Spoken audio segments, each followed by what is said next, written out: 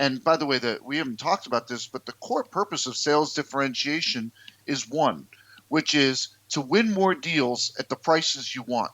This is the Sales Babble Podcast, episode 236, Win Deals at Your Price with Sales Differentiation. An interview with returning guest, Lee Sauls.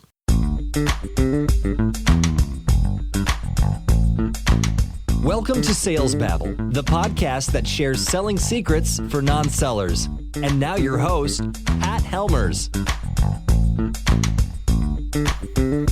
Hello, Sales Babblers.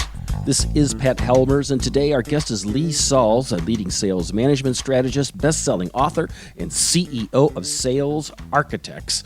Lee's a returning guest, visiting here nearly, I bet you 3 years ago, and back in episode 88.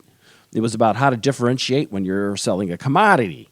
Well, Lee's got a new book out, and it's titled Sales Differentiation, 19 Powerful Strategies to Win More Deals at the Price You Want. In fact, it's being published today. Today is the launch. In this episode, we're going to talk about things that you can do to stand out, show value, actually charge a premium. Stop selling on price and boost your sales today. But before we move on, I do want to mention that Sales Babble was chosen one of the top 15 sales podcasts by FeedSpot, and they sent me an email last week giving me a personal high five. This couldn't have happened without you folks being so supportive of Sales Babble. So if you haven't done so already, on the podcast listening tool that you're listening to right now, like iTunes or Stitcher or one of those, subscribe to Sales Babble so that you'll never miss an episode. So now, with no further ado, let's get to it. Welcome, Lee. Are you ready to babble? I'm ready. Lee, welcome back to Sales Babble. I was looking into the archives, and I see that it's been almost 3 years since you last visited us. Oh, my gosh. And the topic was sales differentiation. It's been a long time, hasn't it? It has. But today's a special day because actually today, October 2nd, here 2018, you're launching a new book. Tell us about that. Certainly. The new book is titled, as you just mentioned, Sales Differentiation. And in that book, I teach both how to differentiate what you sell and how you sell. So there's strategies I walk you through to look in every nook and cranny of your company, analyze your product, your service offering, and find those differentiators. But it's nice to have differentiators, but we also need a communication strategy so that someone on the other side of the desk is as passionate as you are about them. The other half of the book looks at how you sell. Every interaction between seller and buyer provides opportunities for you to offer meaningful value, to be different than your competition. And I teach you how to do that as well. Now, you had a book out before. I can't remember the name of that. But it was about sales differentiation, too. Why don't you tell us about that book and why what motivated you to write this book? No, actually, my prior book was Hire Right, Higher Profits. That was on hiring and onboarding salespeople. And that was the #1 sales management book on Amazon for 2014. But I remember us talking, though, at great length on sales differentiation. Yes, we did. The book wasn't out yet. We talked about it. We did, but we did not. There was no book back then. It was one that was in development. It's taken you 3 years to write this. What you been doing? Nothing. Counting ceiling tiles. So why don't we dig into it? Your subtitle is like 19 Powerful Strategies to Win More Deals at the Price You Want. What are some of these strategies? All right. So I'm going to jump to the very, very, very end of where the book leaves you when I talked about differentiating how you sell. And that is when someone asks you for references, right? And Pat, what's the magic number? How many references do they always ask for? 3. 3. Why is it 3? I don't know. It's just always 3. I don't know. And salespeople, guess how many references they have in their back pocket? 3. So anytime someone asks for references, I use the same 3 because salespeople see it as a task. I mean, even worse than that, it's not just task. They mark it as a win. Someone asks for references, I'm getting the deal. And to me, this is the most misunderstood phase of the entire sales process. Salespeople think it's a rubber stamp. They ask for references. We're getting the deal. Update the CRM. One less win I have to get to hit my number for the year. But if you think of why buyers ask for it, we come in preaching that we're the best of the best of the best. And they say, well, that's nice. I want to hear from someone who's actually experienced you. And why is that so important that they validate it? It's because they need to reduce their risk.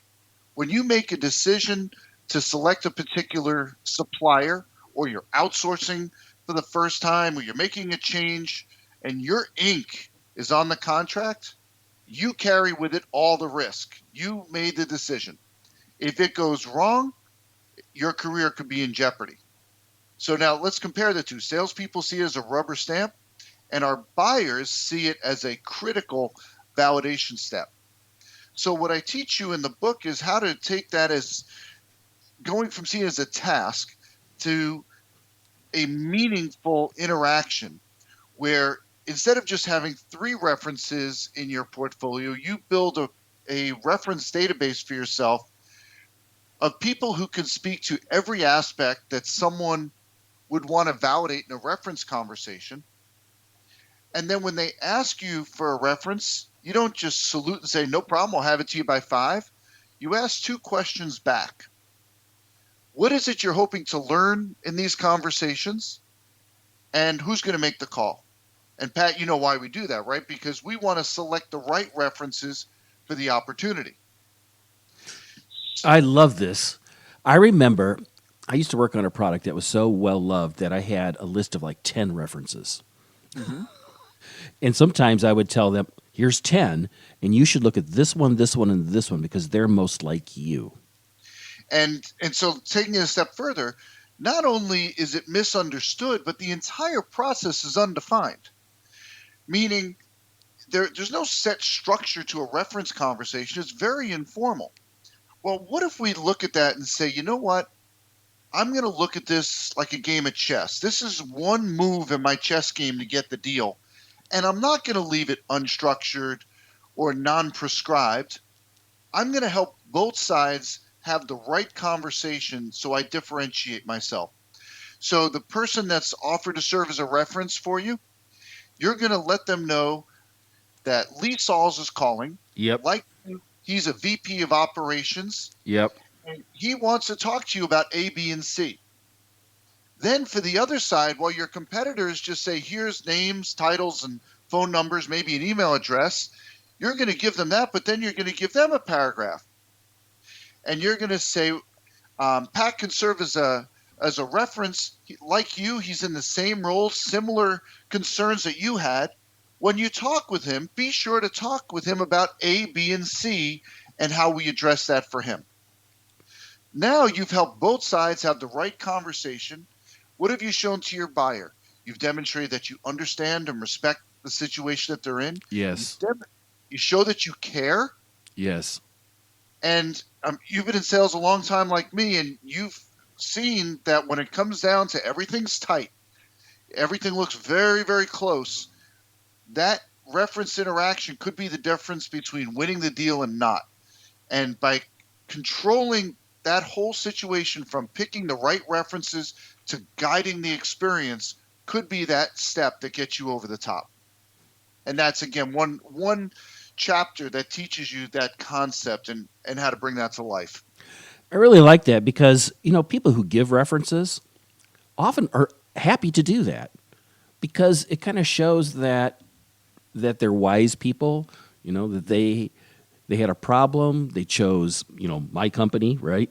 And then everything's gone well, and they kind of want to show that off, I've found.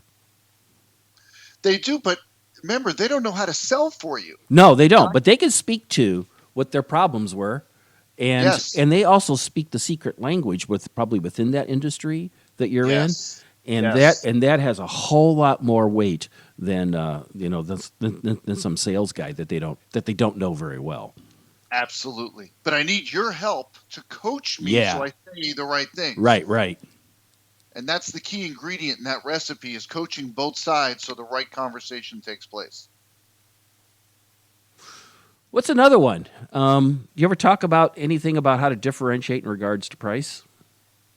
Uh, well, with differentiation, I tell people that when it comes to differentiation, you can't be too early, but you can be too late. And if you wait until the price issue comes up to say, oh, now let me tell you why we're different, you're dead in the water. You're not going anywhere. So when it comes to price, if you know, for example, that your price is always on the higher side when someone's looking at yourself and the competition, well, don't wait for the finish line to be shocked. Set the expectation up front and position what those meaningful differences are that explains why your price is what it is. But you asked for another example. So we went to the end of a sales process where they're asked for references. Right. Let me take you back to the very beginning, prospecting. Right.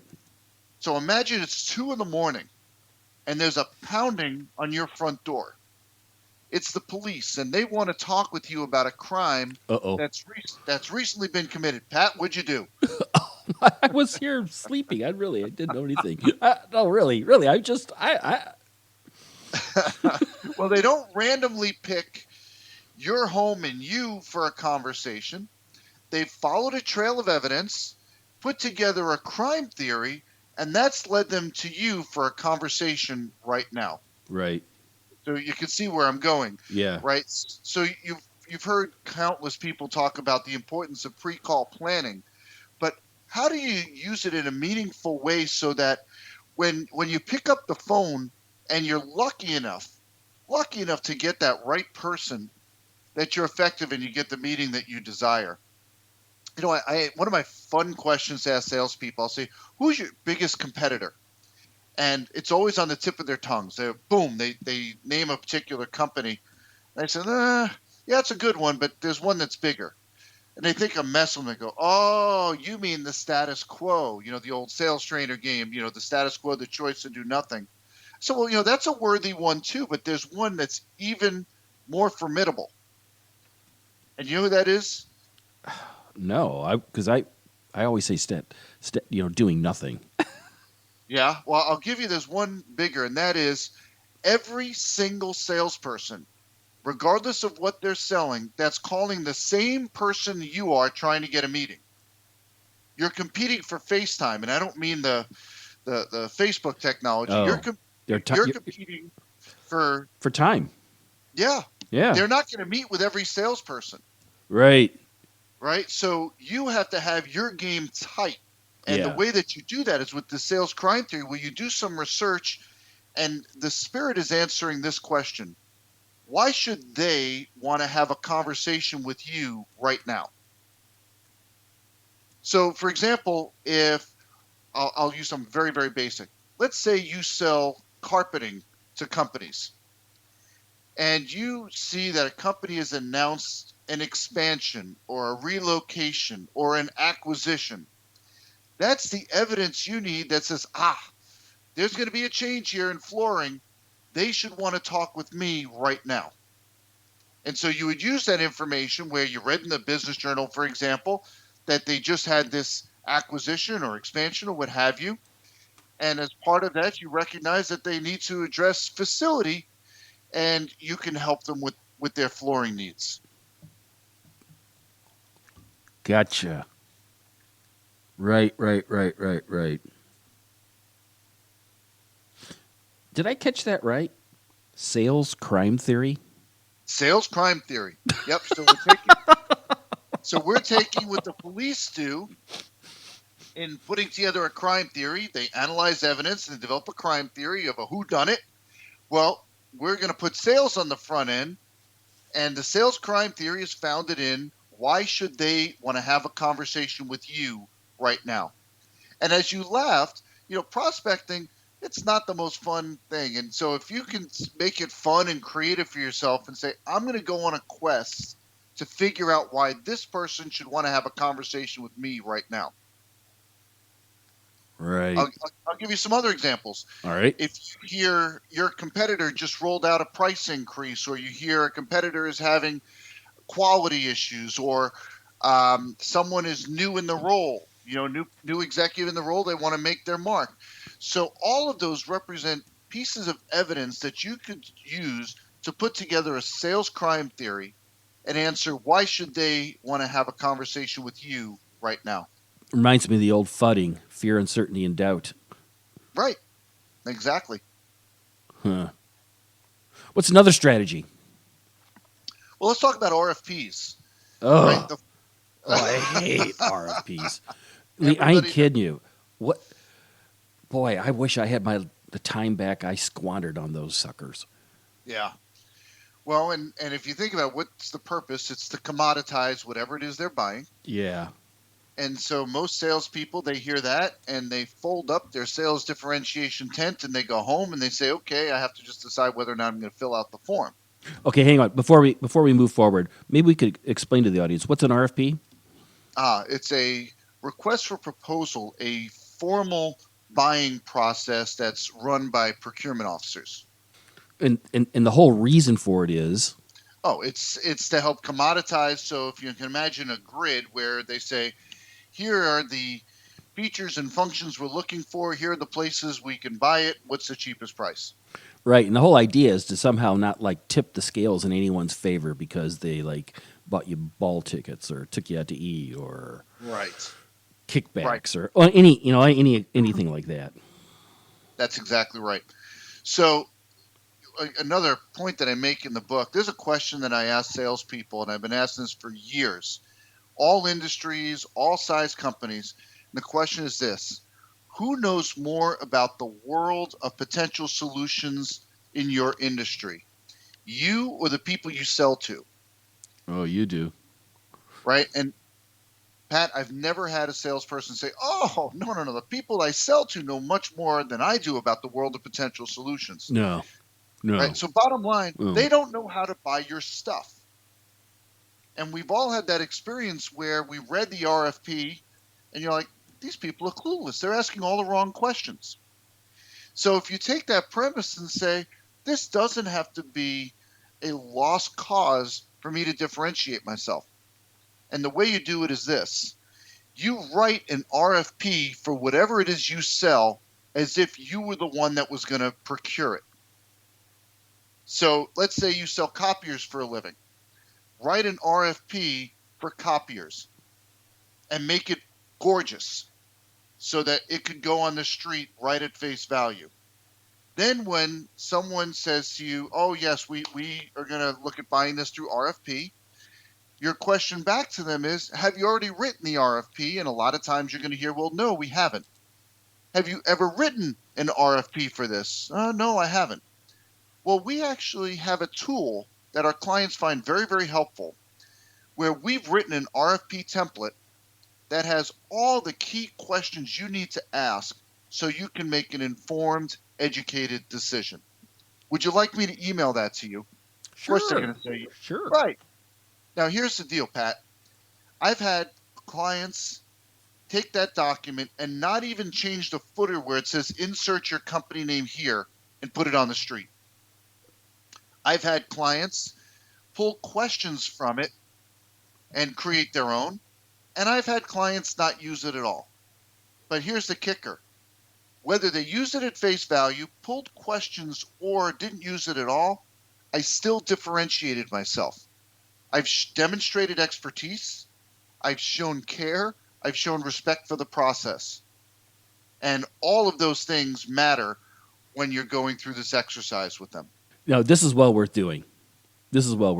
I can't disagree with that. It also makes it easier for you to. I used to do that. I used to create my own an RFP, and it made it actually easier for us to answer RFPs too, because we could copy and paste out answers. That I thought was very, very powerful too. What's another strategy?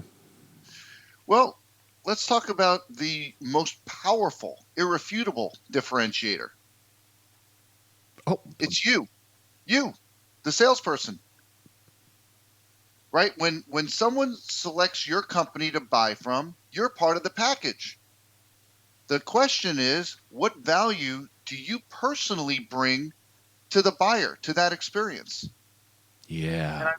And every salesperson has that opportunity but they haven't thought through it from a strategy perspective, their personal value differentiation.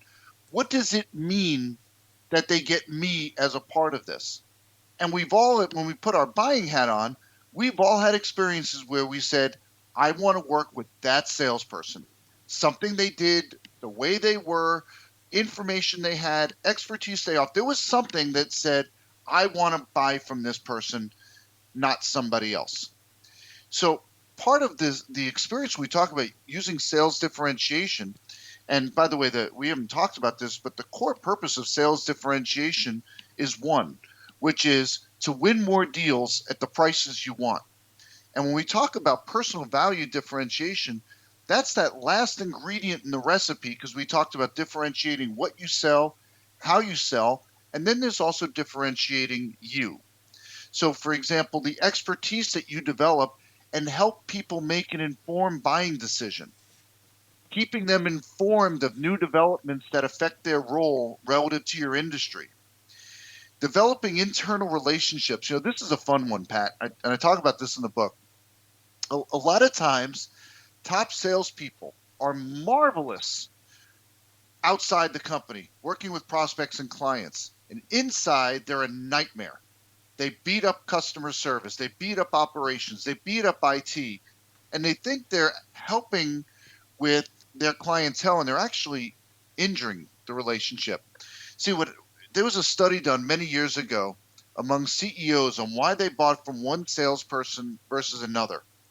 And overwhelmingly, the data showed that they bought from the salesperson with the lowest price. No, just kidding. They bought from the salesperson who they believed had the full support of the company behind them, because when, not if, something went wrong, they had the ability to get it fixed.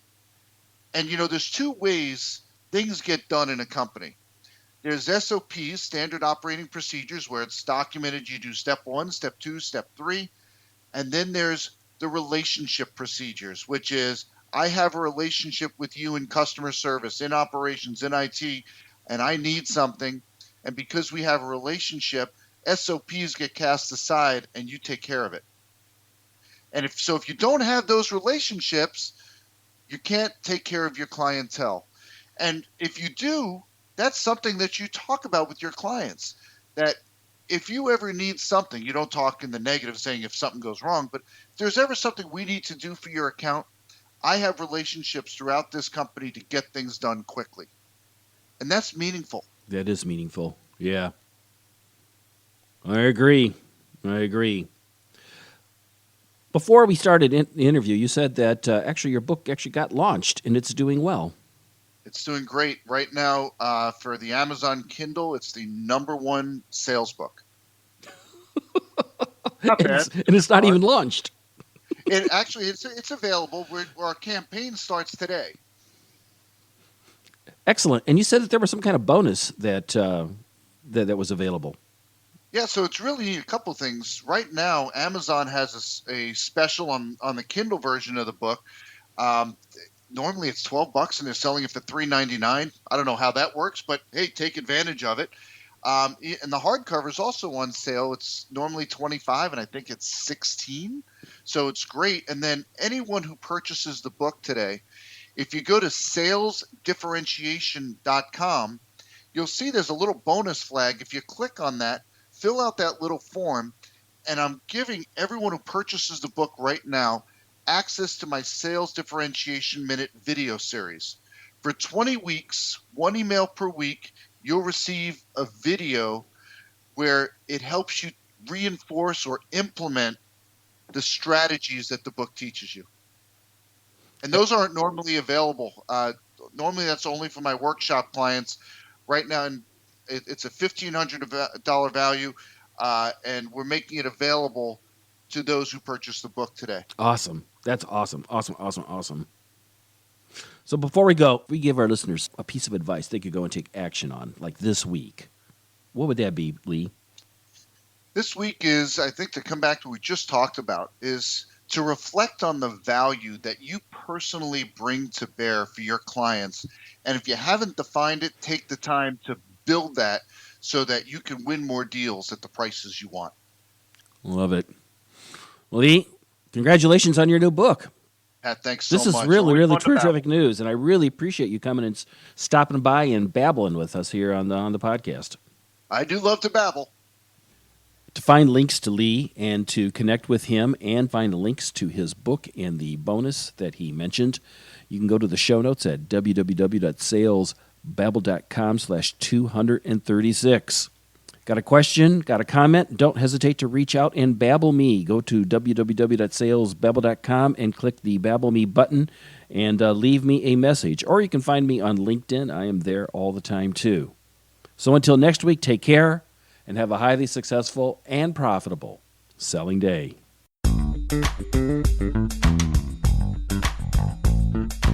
Thank you for listening to the Sales Babble podcast. Find us at www.salesbabble.com.